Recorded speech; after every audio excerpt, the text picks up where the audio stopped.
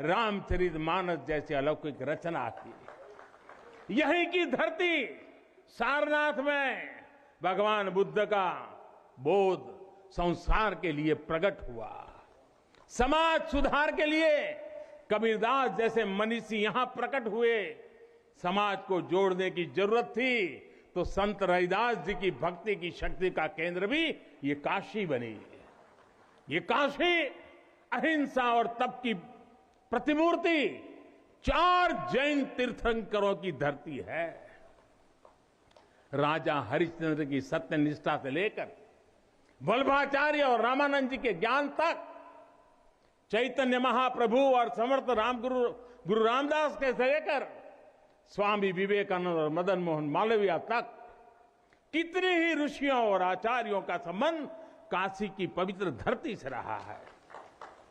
छत्रपति शिवाजी महाराज ने यहां प्रेरणा पाई। रानी लक्ष्मीबाई से लेकर चंद्रशेखर आजाद तक कितने ही सेनानियों की कर्मभूमि जन्मभूमि काशी रही है।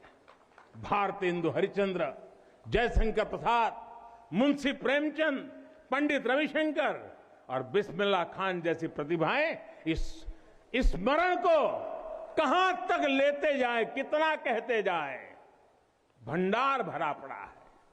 जिस तरह काशी अनंत है वैसे ही काशी का योगदान भी अनंत है। काशी के विकास में इन अनंत पुण्य आत्माओं की ऊर्जा शामिल है। इस विकास में भारत की अनंत परंपराओं की विरासत शामिल है।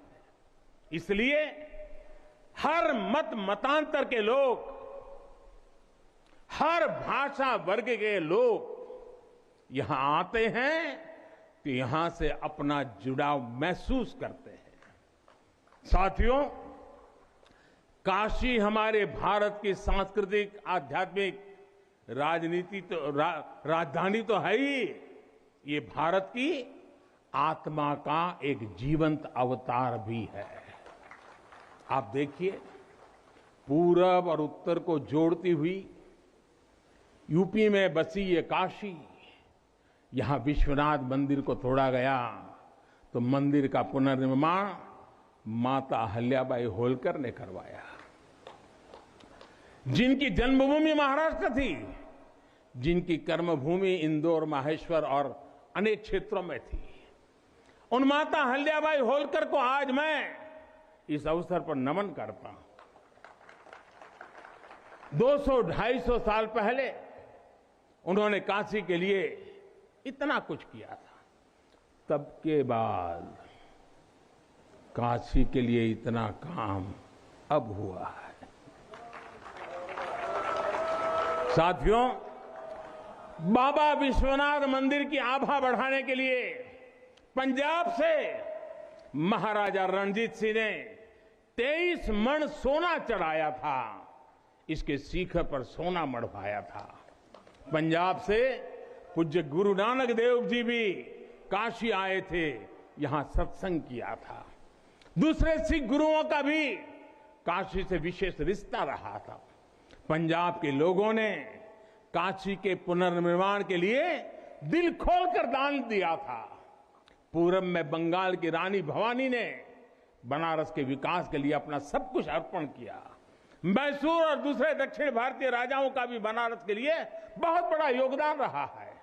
एक ऐसा शहर है जहां आपको उत्तर, दक्षिण, नेपाली, लगभग हर तरह की शैली के मंदिर दिख जाएंगे।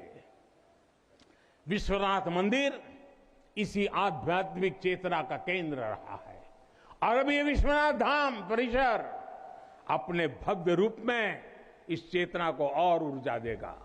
साथियों, दक्षिण भारत के लोगों की काशी के प्रति आस्था, दक्षिण भारत का काशी पर और काशी का दक्षिण भारत पर प्रभाव हम सब भली भांति जानते हैं।